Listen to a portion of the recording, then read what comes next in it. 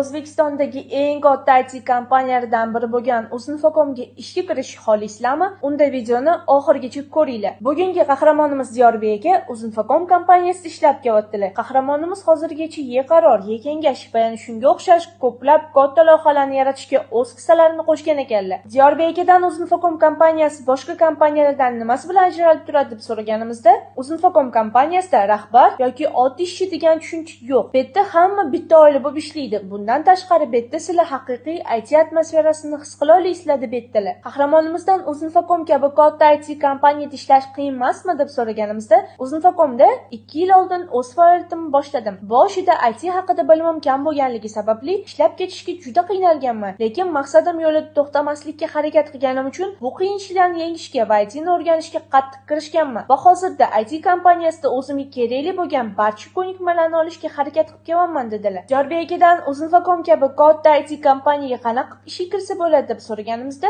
Uzinfocom qoshida ochilgan Yustat dasturlash kurslarini o'qishni tavsiya qildilar. O'shatdek kurslarda o'qisanglar, o'qish davomida Uzinfocomda stajировка qilib, real loyihalar bilan ishlab, dasturlashni tez o'rganib olsanglar bo'ladi. O'zingizlarni yaxshi ko'rsanglar, Uzinfocomda ishga olib qolishadi dedilar. Agar sizlar ham Yustat dasturlash kurslarida o'qib, Uzinfocom kabi katta IT kompaniyaga ishga kirmoqchi bo'lsanglar, unda kommentda plus qoldiringlar.